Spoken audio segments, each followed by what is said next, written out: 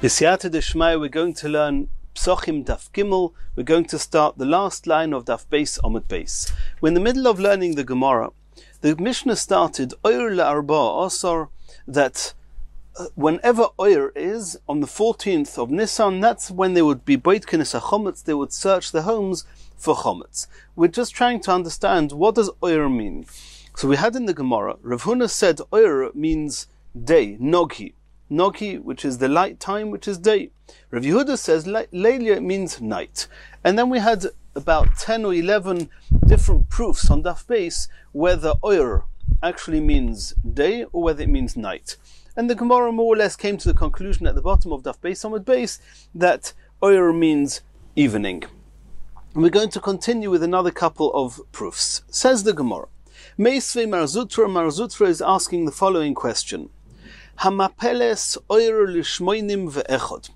And just to introduce what we're talking about here, we know that in the time of the Beis Hamikdash, when a woman would have a baby, where after she had a baby girl, after 80 days from the birth, on day 81, then she would bring a korban in the Beis Hamikdash, a korban yoledes.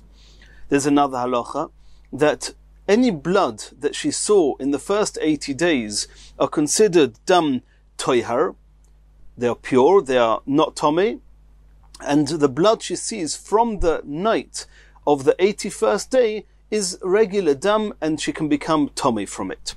And obviously there's lots of different halachas. Many of them do not apply nowadays without a Beis Hamikdash, but that's the basic halachas. And if a woman has a baby boy, the halachas are a little bit different, the dates are a bit different, but here we're discussing a woman who had a baby girl. Then two things happen at the end of the 80th day. Number one, the blood that she sees is tomei, if she sees any. And number two, that she can bring a korban. There's one difference being that one cannot bring a korban in the night time. She can only bring the korban on the day of the 81st day. There's another halacha, that a woman that has a child, or she wouldn't have a child in 80 days, but a miscarriage after 40 days of conception is considered a birth in this context. So if a woman actually gave birth or miscarried within the first 80 days, then she does not have to bring 2 korban yoledes, she just brings 1. If, however, she miscarries after day 80, and that means after the point that she could have already and should have already brought the korban yoledes for the first baby that she had, then she would have to then bring a second korban. So in the event that day 81 arrived, and for whatever reason, good or other, she's not yet brought her korban for the first child that she had, then now she would have to wait till she becomes tahir, and then she would have to bring 2 korbanos in the Beis Hamikdash. The question is now, what happens if she miscarries on the night of 81? That means the 80 days are over, it's now the night of 81, and she miscarries. What's the halacha? It's machlekes tanoim. Hamapeles, a woman who miscarries, oyer lishmoinim ve'echod, and this is actually why we're bringing this here. Oyer lishmoinim ve'echod here means the night of 81, the 81st night. Beis Shammai poitrin mikorban. Beis Shammai say that since she could not yet bring the korban for the first child, even though 80 days have passed, but since she cannot bring a korban at night, she can only bring a korban in the day of 81, the night is still considered, regarding the halachas of korban, are still considered as before the ability to bring a korban, and therefore she does not need to bring a second korban. This is actually, Beis Shammai actually speaks this out explicitly in Masechet Krisos on Daf Zayin Amud Beis. Beis Hillel mechayvim. Beis Hillel say no. Beis Hillel say that if a woman miscarries within 80 days, then she doesn't have to bring a second korban. But as from the end of the 80th day, she has to bring another korban. Omru Beis Hillel Beis Shammai. Beis Hillel asked on Beis Shammai 2 questions. Number 1, Ma'ishna oyer shmoinim mi mishmoinim ve'echod mi yoim shmoinim ve'echod. Where do we ever find a difference in halacha between the night and the day after it? The night is always the beginning of the day and share the same halachas. And if you, Beis Shammai, clearly agree that if she miscarried on day 81, she has to bring a second korban, then if she miscarries on the night of 81, the same should be true. As we've discussed, Beis Shammai have a good answer for this. Beis Shammai say that in the night of the 81 she cannot bring a korban because one does not bring korbanos at night. But this was Beis Hillel's question to Beis Shammai. A second question Beis Hillel asked Beis Shammai, Im shiva loy Latuma lo yishveloi lekorban. If the day and the night share the same halachas regarding tuma, that the blood she saw from the beginning of the night of 81 is blood which is tomei, that means in Hilchas Tuma we compare the night to the day. Are we not going to compare the night to the day regarding a korban? And in the same way as in the day, if she miscarries in the day, she has to bring another korban. The same will apply if she miscarries at night. So that's the end of this Mishnah, that as far as we need here. And the Gemara says, from the fact that the term that Beis Hillel used, that Beis Hillel said, what's the difference between Oyer Shmoinim Ve'echod, meaning the night, and Yoim Shmoinim Ve'echod, the day, Shma Mino, it's clear from here, Oyer Urto, that the term Oyer is used for the night, not for the day, proof to what Rav Yehuda said at Daf Beis Amud Aleph. Shma Mino, indeed, this is another proof. Another proof, says the Gemara Meisei, we're going to ask from the following brisa. Yochel Yehei Nechal Oyer Lishlishi.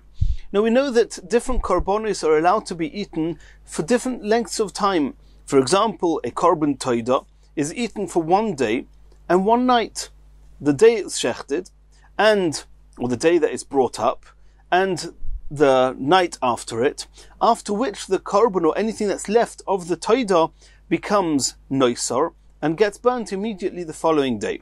A korban shlomim, for example, is eaten the day it's shechted, the night after, the second day, and that's it. At the end of the second day, it becomes noisor.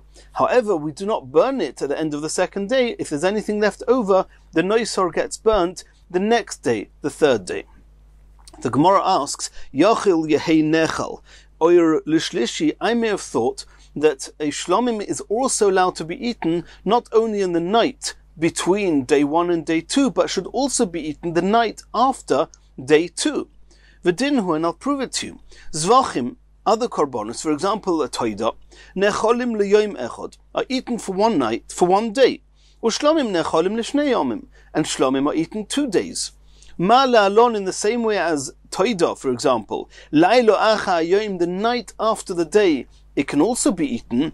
Afkan lailo acha yoim, maybe with a shlomim that can be eaten for 2 days, it can also be eaten the night after that second day. Talmud Leima, for that the Gemara brings a pasuk, b'yoim zivchachem ye'ochil u'mimocharos v'hanoisor yoim hashlishi bo'eshi sorif. So the Gemara says from here, you see that ba'oid yoim hu nechal, it says b'yoim zivchachem ye'ochil u'mimocharos, it's only allowed to be eaten in daytime. Ve'ein nechal la'oyer shlishi. Here again the word oyer is used, it cannot be eaten on the night of the third day, that's the night after the second day. The Gemara says, okay, so we understand the shlomim cannot be eaten on that third night. It can be eaten day, night, day, that's it. Yochel yisorif miyad, maybe the moment that the time that you can eat it, the end of the second day is over, you burn the noisor immediately on the night, that third night. V'dinhu, and I can prove that to you. I have logic to dictate that. That zvachim necholim v'yom v'laylo. Take a toida, for example. It's eaten a day and a night. V'laylo echod, and 1 night. U'shlomim necholim l'shnei yomim v'laylo echod. And shlomim is eaten for 2 days and the night in between the two. Ma lahalon, in the same way as regarding the toida. Teichef la'achilas reifa. Immediately after the end of the time that you're allowed to eat it, you can burn it. You can eat it a day and a night, and the morning following that night, you burn it. Afkan, so to shlomim, teikef la'achilas reifa. You can eat it for day, night, day. At the end of that day, the beginning of that third night, or the beginning of the night of that third day, you can eat. You should be able to burn it straight away. Talmud Leima, for that the Gemara brings it. The Brisa brings another pasuk. V'hanoisor mipsar hazevach b'yoyim hashlishi bo'eshi sorif b'yoyim atasorif yatasorif b'layla. We learn out from a pasuk that burning of noisor, of a korban that's left over beyond the time that you can eat it, is only done during the day, not during the night. That's the end of this brisa. So miduk omar yehi nechal oyer l'shlishi, since the term used is that we're talking about eating this korban on oyer l'shlishi, which is the night of that third day, alma oyer urtu. So you see clearly that the word oyer, the term oyer, is used for night, not for day. Shema minah, this is another proof like Rav Yehuda said. Tashma, we're going to bring another proof. Oyer shel Yom Kippurim. What happened? This is now discussing the tefillos of the amount of brachos we say in the different tefillos on Yom Kippur. So the Oyer Shel Yom Kippurim, referring to the Ma'ariv, the evening when Yom Kippur commences, the first Ma'ariv, Mispalel Sheva. It has 7 brachos in it. The 3 brachos at the beginning of every Shemoneh Esrei, the 3 brachos like the end of every Shemoneh Esrei, and the 1 bracha in the middle, which is Yom Kippur, what we call the Yom Kippur davening. Or misvade, and besides for the Shemoneh Esrei, at the end of the Shemoneh Esrei, he says vidui, and we all know this from the Yom Kippur Marzah. Shachris, mispalil sheva, or misvade. Shachris also has 7 brachos and a vidui at the end. But Musaf mispalil sheva, or misvade. Musaf also has 7 brachos with vidui at the end. But Mincha mispalil sheva, or misvade. Mincha also has 7 brachos and vidui at the end. And in other, in Masechet Yuma and Masechet Nida, there's actually the version here, the Brisa is added on, that Ne'ilah mispalil sheva misvada. We all know there's a tefillah of Ne'ilah. For some reason in Masechet Pesachim here it's not mentioned. And Ba'arvis, when it comes, and Ma'ariv, following Yom Kippur, mispalil me'en sheva asar. You daven an abridged version of Shemoneh Esrei. Rabbi Chanina ben Gamliel says in the name of his ancestors that mispalil Shemoneh Esrei shleimos, you do not daven an abridged version of the Shemoneh Esrei, rather a full Shemoneh Esrei. Why? In the 4th bracha of Shemoneh Esrei, the first of the middle 12 brachas, you have to say, which is the bracha of Atochein La'odam Das, you have to say Havdalah because it's Motzi Yom Kippur. And whenever there's an addition in one of the brachas, you cannot say the abridged version of the Shemoneh Esrei. This is a topic discussed in Maseches Brachos. Alma. So the Gemara says, from the fact that we started with Oyer Shel Yom Kippurim, referring to the night of Yom Kippur, Alma Oyer Urtahu. So we see that the word Oyer, the term Oyer, is used for night, not for day, like Rav Yehuda, not like Rav Huna. Tashma, the Toni de Beis Shmuel. In the Beis Medrash of Shmuel, they learnt the following brisa. Leil arba asar beit kenes achometz. In our Mishnah, it just said Oyer la arba asar, and we're trying to work out when this is. But in the brisa by Shmuel, it said clearly that in the night of the 14th, beit kenes achometz la Oyer haneir, they would search for chometz using the light of a candle. Alma oyer urtu. So you see clearly that the word oyer in our Mishnah, which corresponds to the halacha mentioned in that brisa, is night, not day. Elo, and this is the conclusion of this long sugya, bein Rav Huna, bein Rav Yehuda, dekule alma oyer urtahu. There is no machlokas whatsoever, and everybody agrees that the word oyer in our Mishnah, oyer la'arba'os or beit kenes hachometz, is the night of the 14th of Nisan. We all do bedikas chometz. So what was the machlokas? The Gemara said, my oyer, Rav Huna omar noki, Rav Yehuda omar leili. What was that machlokas all about? V'loi pligi. They're not arguing as per the halacha. Everybody understands that the word oyer is referring to the night. Marki asrei or marki asrei. The Rav Huna's place and Rav Yehuda's place, they had a different term with which they referred to night. But asrei to Rav Huna, koru nogi. In the place of Rav Huna, they referred to night with the term nogi, which normally means light. It's interesting because a blind person is called sagi nohor, somebody who's got an overabundant eyesight, and really we mean the other way round. So very often we use one extreme when referring to the other extreme. So nighttime, which is actually dark, they called it light. In the place of Rabbi Yehuda, they called night, laila.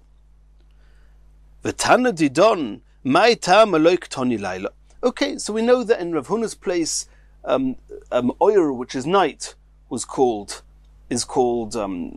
nogi. In Rav Yehuda's place, oyer, which is night, is called laila. But oyer in the Mishnah is night. Why didn't our Tana just say night? And Rav Huna and Rav Yehuda's place, they will be discussing whether night is referred to as night or night is referred to as nogi. But why does the Mishnah use the term oyer and not use the term night? Says the Gemara, Lishna ma'al Yehu. Even though there's nothing wrong with dark, but relative to darkness, light is that little bit more upbeat, a little bit more refined, and we know that there's a rule that one should always use a more refined, positive form of expression. Lishna ma'al Yehu denokat ukadur Rabbi Yehoshua ben Levi, as the Omer Rabbi Yehoshua ben Levi, le'olam al yoytze odom dova maguna mipiv. A person should make sure to never let come out of his mouth any derogatory or coarse term, and you should always use the most refined language and terms.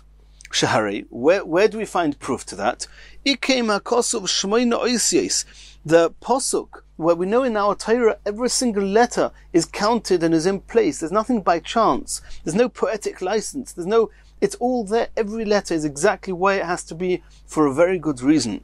And nonetheless, the Posuk deviated and added on Shmoina Oisios, an extra 8 whole letters in the Torah. And the Torah also, so to speak, has a mouth. And the mouth of the Torah, the terms the Torah uses, in order to avoid using a derogatory term, the Torah added on an extra 8 letters. Shenemar, it says in the Pasuk, referring to animals, we're talking about animals that are tohir, animals that are not tohir. And the Pasuk says, Min ha-behema ha-tohira, tahir animals, umina behema asher eineno tahira, and those, it doesn't say umina behema hatamea and tome animals. It says min behema asher eineno tahira, which is a whole load of extra letters there. And if you count the difference in letters between hatamea and the letters asher eineno tahira, you'll see it's 8 extra letters. In Parashas Noach, Noach was told that the animals that are eineno tahira will come into the teva. Why did the Torah go out of its way and add 8 letters? Just to teach us that one should use a refined term. Rav Papa Omar, Rav Papa says even more than that. Not only 8 letters, but 9 letters. There's an extra letter someplace in the Torah.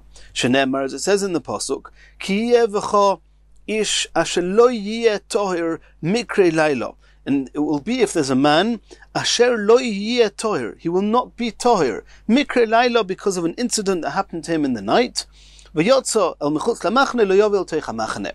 So these words, asher lo yeh tohir, if you count the difference in letters between had it said, ki yeh b'cha ish tomei, and the Torah didn't say tomei, it says, asher lo yeh tohir, you'll find there's an extra 9 letters. Ravina says even more than that. Eser, he says there's an extra 10 letters there because Vov de Tohir. You'll notice the word Tohir could have been written without a Vov, and then it would be just 9 extra letters. But the Torah writes it with a Vov, so it's actually 10 extra letters, all for the sake of teaching us that one should always speak in a refined way. Rav Acha bar Yaakov Omar, Sheshesrei. Rav Acha bar Yaakov found a place where the Torah actually deviates 16 letters. Shenemar, it says in the Pasuk, V'lo diber Shaul me'uma b'yomahu, ki Omar mikrehu bilti tohirhu ki loy tohir. Which is what he really wanted to say, what he could have said, ki Omar mikre tomehu, that an incident of Tumah happened to him. But it doesn't say Mikre Tomehu, it says Mikrehu Bilti Tohirhu Ki Loi Tohir.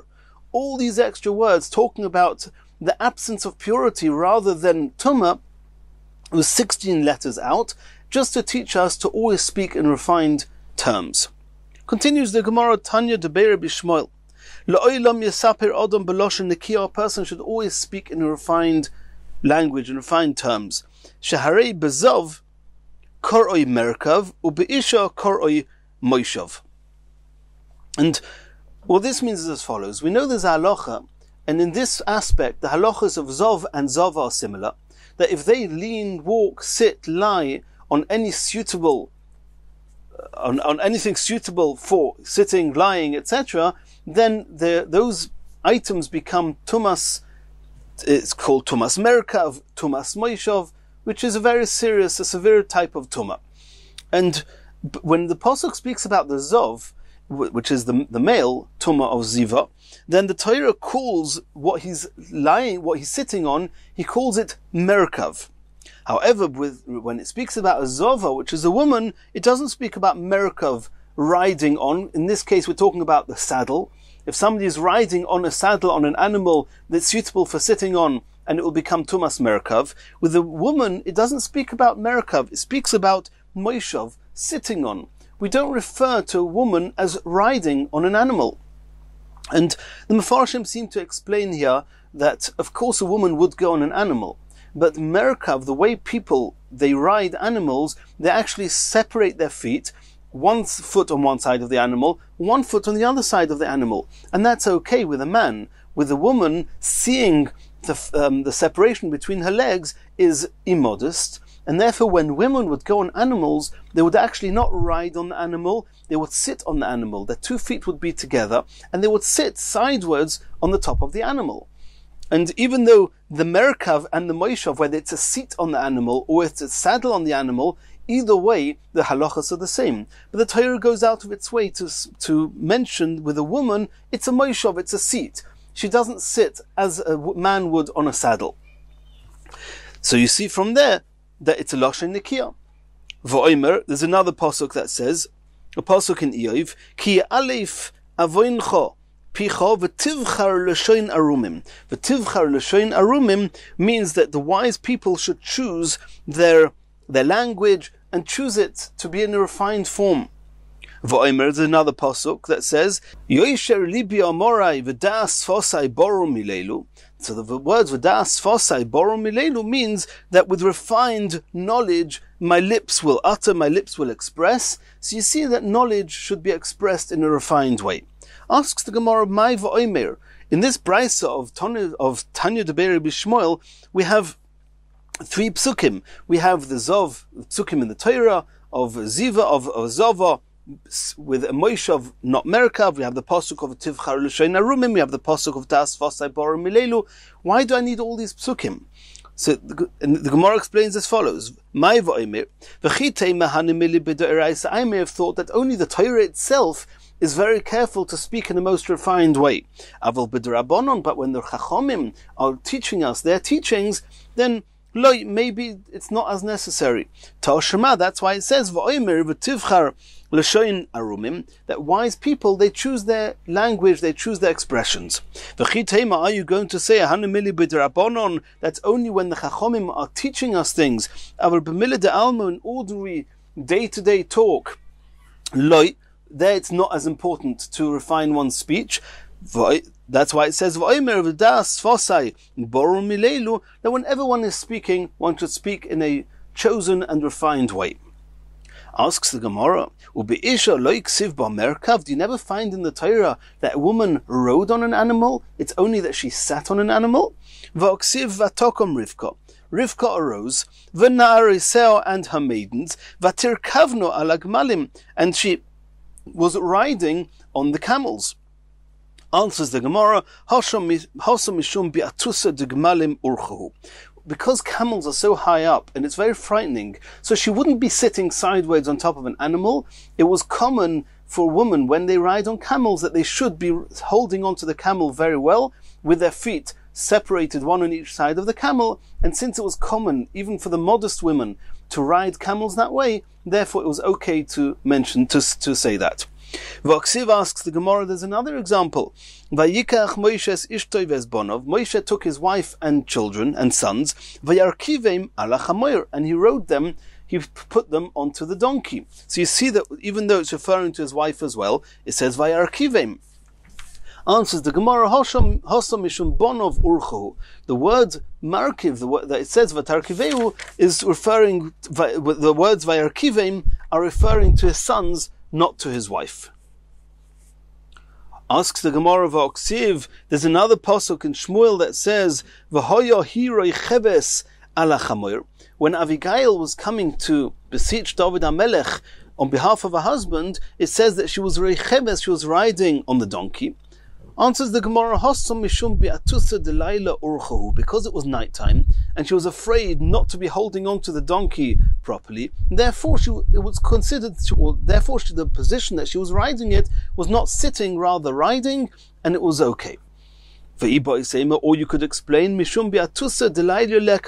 it's not that she was afraid of the night, rather mishum biatusa de David Ika. She was in a state of trembling, she was afraid of meeting the king David HaMelech, and therefore she had to sit in a very secure position. It could be that it wasn't even the fright of David HaMelech that made her ride this way, mishum biatusa de har Ika, because she was going up or down a mountain, and therefore she was more afraid and she had to sit that way. Asks the Gemara, so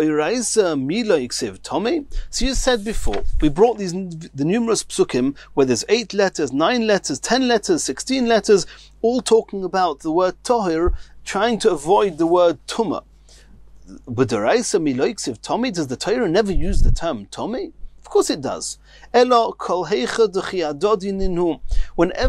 the amount of letters it takes to say the more refined expression and saying the less refined expression is the same amount of letters, the Torah will choose to use a refined term.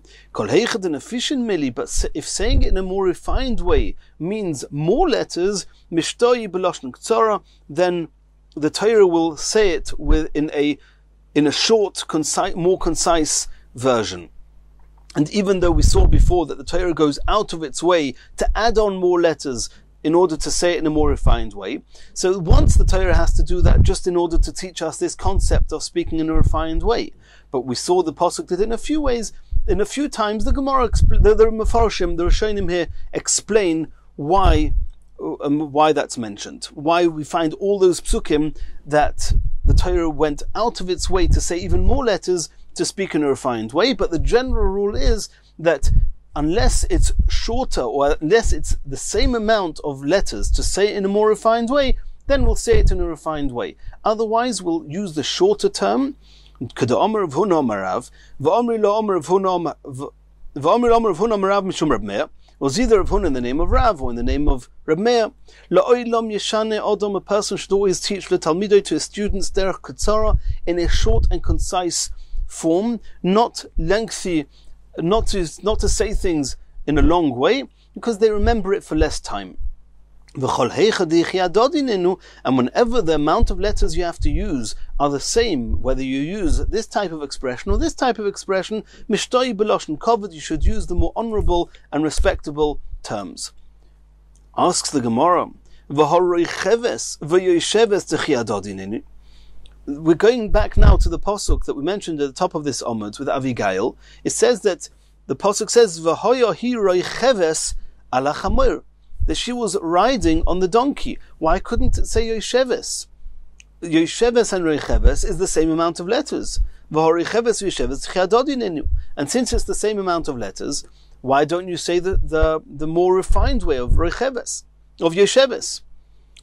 And nonetheless, the Torah chooses to say Reicheves. Says the Gemara, Reicheves ksiv. If you actually look in the Tanakh inside, in Shmuel, you'll see that the word Reicheves is written without a vav, and therefore it's one letter shorter than Yesheves, that's written with a vav, and that could be written with a vav. And Rashi here asks that Reicheves, Yesheves could also be written without the vav, and then it's again the same. And Rashi says that the reason that the Torah writes Reicheves without the vav is just in order to teach us with this letter less to always write, to always teach in a short and concise manner. Continues the Gemara, and now we're going to have a few incidents where the way people spoke actually reflected on who they were. Hani Trei Talmidi, there were these two students, Tahava Yosva Kamei Rav, they were sitting in front of Rav. Chad Omar, one said, Shavisinon Hai Shmaitza, this study or this limud we're just learning now made us tired. Kedover Acher Mesankon. Mesankon means tired. It tired us like a dover acher, the other thing. And dover acher actually is the way that a refined way of referring to a swine, to a pig. And this Talmud, he said we became tired like a dover acher. Not a very refined way of saying things. V'chad Omar Shavisinon Hai Shmaitza Kigedim Nesankon, that this study made us tired like a kid. V'loi ishtoi Rav behadi deheich, and Rav then refused to speak to that student who actually said he was tired like the Dover Acher. It was an unrefined way of speaking, Rav did not want to speak to that student. Continues the Gemara, Hanitrei Talmidi, there were these two students, Daf Yomi Shiur Hillel. They were sitting in front of Hillel. V'chad minai Rabbi Yochanan ben Zakkai. One of them was Rabbi Yochanan ben Zakkai. V'omri lo, others say that Kamei Rebbe, that the two students were actually sitting not in front of Hillel, they were sitting in front of Rabbi. V'chad minai Rabbi Yochanan, and one of them was Rabbi Yochanan. Chad Omar, and it's obviously the tzaddik of these two Talmidim, which is either Rabbi Yochanan ben Zakkai or Rabbi Yochanan, depending where the story was.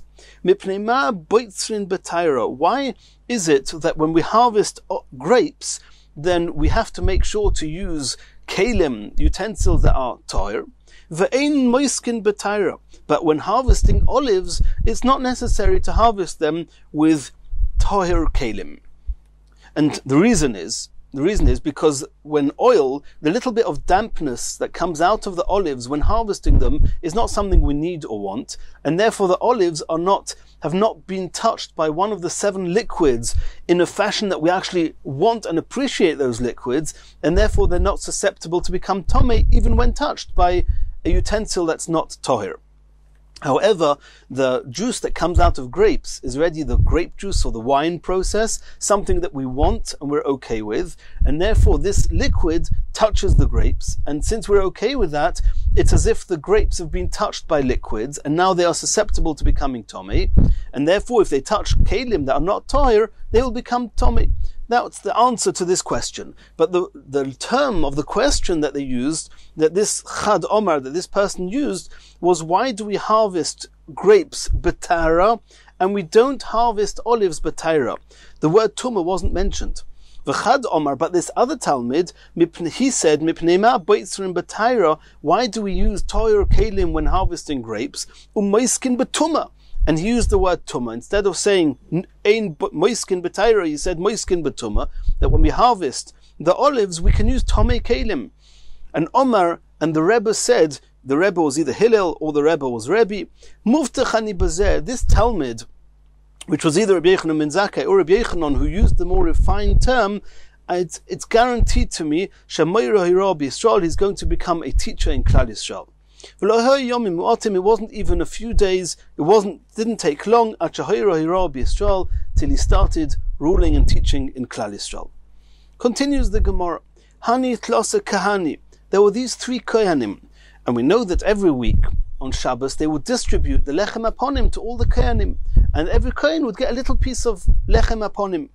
Chad Omar, one of these Kohanim said, Chad Omar Luhu, Higiani Kapul, I got the amount of lechem upon him like the size of a bean.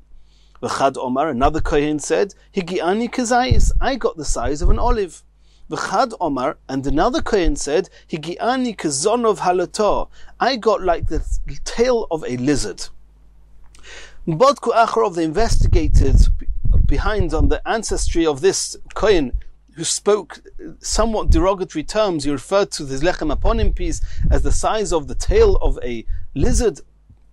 Umatzu bo shemetz psul, and they found that his mother was a chalola and he was not allowed to serve in the Beis Hamikdash. Asks the Gemara, how do we not know the rule that any kohen, before he starts serving in the Beis Hamikdash, there was a special Beis Din that will check to make sure that the whole lineage is kosher and is allowed to serve, and once they start serving in the Beis Hamikdash, we do not investigate their yichus, their ancestry again. Why over here did they look into it, and indeed they found out that they made a mistake the first time, but what gave them permission to look into it? Says the Gemara, the first answer of the Gemara is, Loi teima shemetz psul. You're right. They didn't find that there was a psul in his ancestry and that was the issue. No, there was a different issue. Elo'ema shachatz psul. What stopped him from being allowed to continue doing the avodah is not that there was something in his ancestry that was questionable.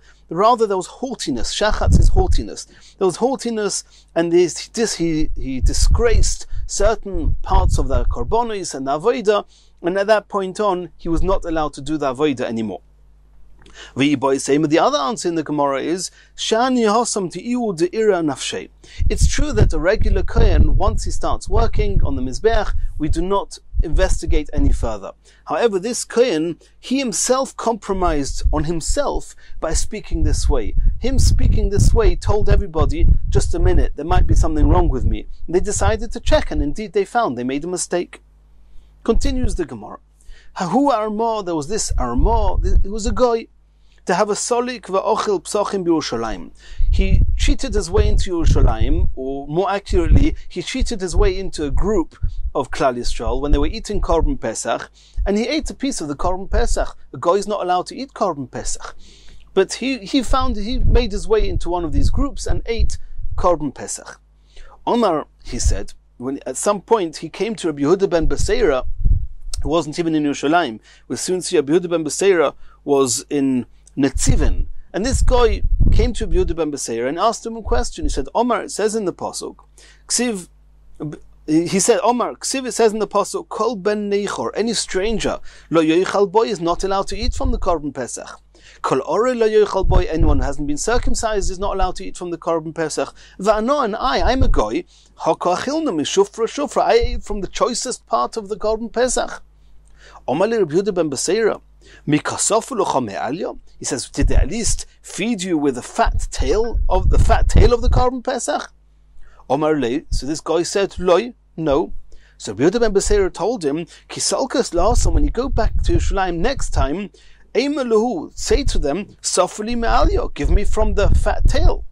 Kisalik, next time he went up to Yerushalayim on Erev Pesach, Omar Lu, he said, Me'alya Safuli, I've paid like all of you have paid. Why don't you give me from the choicest part? Give me from the tail. Omar, they said to him, Alya, the tail you want? L'gavoya solka. Everybody knows that the tail doesn't get eaten, it gets burnt on the Mizbeach. Omar, they said to him, Man Omar l'chahochi, who gave you this idea of asking for the tail? Omar Luhu, he said to them, Rabbi Yehuda ben Beseira, God Ladoy, Rabbi Yehuda ben Beseira told me to ask for the tail. Opa, so they realized, Omru, they said, My haida, come on, what's going on? Something's fishy here. Who's this person in front of us? Bodku, they investigated, Basrei, after him, to see who he was. V'ashkachu de Armahu, they saw that he was an Armah, he was a guy.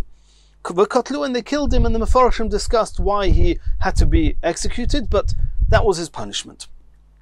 So they sent a message to Rabbi Yehuda ben Beseira, Shalom lecha Rabbi Yehuda ben Beseira, peace unto you, Rabbi Yehuda ben Beseira.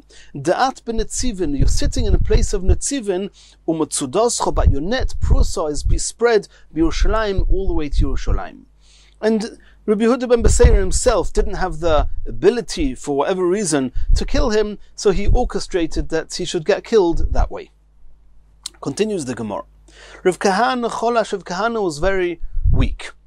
Shadru Rabbonon Rabbi Yeshua Bereider of Idi. So the Chachomim sent Rabbi Yeshua Bereider of Idi, Omrule, and they said to him, Zil, go bedoik my dine, find out what's the state of Rav Kahana. Also, so Rabbi Yeshua ben Bereider of Idi came to where Rav Kahana was, Ashkechei noch nafshe, and he realized that he found that he'd passed away. Kor'ei lelevushe, he tore his garments like somebody in mourning does. He didn't want to shock all the other people, where they would realize that his clothes are torn like somebody in mourning. They'll get a shock too quickly. It's dangerous to give somebody a shock like that. So he turned his garment round that the tear should be behind him. However, he was crying, and he came to the people, and slowly they would realize something's not right. Omrulei, they said to him, Noch nafshe, has Rav Kahana passed away? Omar Lui said to them, I didn't say anything. I'm not saying anything. Somebody who utters an evil report is considered a fool, and they just came slowly and gradually to realize that Rav Kahana had passed away, but he did not want to be the one to utter from his mouth such a report. Continues the Gemara. Yechanon chakuko. Nofak l'kriyasa. This Yechanon chakuko, he went out to the villages to check on his crops. Ki osa. When he came back and the people asked him, Omrule, they asked him, Chitin nasu yofis, are the wheats nice? Did they come out good? Omrulem, he didn't want to tell them the chitim didn't come out good. He wanted to speak in a refined way. So he said, Sa'irim, the animal foods, the barley, Nasu Yofis, that came out nice. So even though he tried to avoid saying that the chitim, the wheat, didn't come out nice, but the way that he said it was not as refined as it could have and should have been. And Omrulei, they responded to him cynically saying, Tseu Basir, if you're coming with that type of news, then go and tell the susim and the chamirim, the horses and the donkeys, because it's their food. You go and tell them that their food came out nice. It says in the pasuk, Vasairim va'tevim, the wheat and the barley, and the straw is lesusim ulorechesh, is animals' fodder. So my havalei lemeima, the Gemara asks, what should this Yechanun Chakukah, what should he have said? He didn't say that the chitim didn't come out good. He said that the sa'irim came out good. What would have been an even more preferable way for him to respond? So that answers the Gemara, Ishtakeid nasu chitim yafis. He should have responded, last year the wheat came out good. Inami, or he should have said, adoshim, which is food for people, human food, nasu yafis. The lentils came out good. They shouldn't have spoken about how nice the animal food came out. Continues the Gemara. And here we have an interesting story. We have Rav. Rav obviously had a father and a mother. Who was his father? His father was called Aivu. Aivu had a brother called Rabbi. They shared the same father. Rav's mother was called Ima, and his mother, this Rav's mother, Ima, was the daughter of whoever it was, but his mother, this mother's mother, was in a second marriage with the father of Aivu and Reb Chia, which means that Reb Chia and Aivu were brothers from the same father. Reb Chia and Ima were stepbrothers. They shared the same mother, but not the same father. The father of Reb Chia and Aivu, Rashi says here, was actually Rav Acha. In other places, Rashi says something else. But there was a story here that Rav, his parents were actually Aivu, which was Reb Chia's brother from the same father, and Ima, which was Reb Chia's sister from a different father. They just shared the same mother. It was a stepsister of Reb Chia. This Aivu and this Ima, they got married, and their son was Rav. That means that Rav's father, Aivu, was a brother of Reb Chia, and Rav's mother, Ima, was a stepsister, was a half-sister, shouldn't say a stepsister, was a half-sister to Reb Chia. He was related to both. So Rav bar Achved Reb Chia, Rav the son of the brother of Reb Chia, called Aivu, Ubar, he was the son of Ochsei, the half-sister of Reb Chia. Kisolik Lahasom, when Rav came to Eretz Yisrael, Omar Le Reb Chia said to Rav, Aivu, my brother Aivu, your father Rav, Kayim, is he still alive? Omar Le. So Rav responded, Ima Kaimus, why are you asking if my father Aivu, your brother, is alive? Why don't you ask if my mother Ima, which is your sister, is alive? Omar Le. So he said to him, Ima Kayemis, is my sister, my half-sister Ima still alive? Omar Le. So Rav says, Aivu Kayim, you're asking about your sister. Is your brother still alive? So either way, he didn't want to say that they've both passed away, so he sort of just took them from one side to the next. He bounced him around with the questions in order that he should slowly and gradually understand on his own. Omar Le Shamei, so Reb Chia said to the servant, or to the shamish, the one that was serving him, Chaloitzli min olai, first of all, take off my shoes. Somebody in mourning has to take off their shoes. V'hoylech kli acharai lebeis hamerchatz, and bring my clothes after me to the bathhouse. Shma mino tlas, and from here we see three halachas. Shma mino, number one, we see oval osur benilas sandal. Somebody in mourning has to take off their shoes. Ushma mino, we see another halacha, shmur rechoika. When a person receives a delayed report about the decease of one of his close relatives, as in this case it was a while after they passed away that Reb Chia heard about it, one only has to be in mourning that one day. But not only that, he doesn't even have to be in mourning the whole day. Even just part of the day is sufficient, and indeed he went straight after he took off his shoes. He'd been yotza his mourning, he'd done his required mourning, and then he could go to the bathhouse after that. Continues the Gemara, Hahu da Omar, there was this person that was always saying, Dunu dini, You want to judge my case? Only judge it in a court, only with dayonim. People said, Shema Mino, it's apparent midon ka'osi, that this person comes as a descendant from the tribe of Don. And regarding Don, it says in the pasuk, Don Yodin Amri, that the tribe of Don is going to be the one who is going to be judging the nation, Ka'achat Shiftei Yisrael, as one of the nations of Klal Yisrael, one of the tribes in Klal Yisrael. Continues the Gemara. Ahu dahava ka'ozil va'omar. There was this person that came and said, Akef yama, on the shores of the sea, asisni birasa. If I could, I would establish a palace on the shores of the sea. Badku, they investigated about who he came, where he comes from. Ashkechu demizvulun ka'asu. They saw that he came, they found that he came from the tribe of Zvulun. Tichsiv, on the tribe of Zvulun, it says, Zvulun lechoif yamim yishkoin, that the tribe of Zvulun are going to dwell on the shores of the sea, and this person, being a descendant of Zvulun, belonging to the tribe of Zvulun, he obviously had this tendency or this pull towards the shore. And in Yitzchok Hashem, in the next Gemara, in the next year, we're going to continue from here.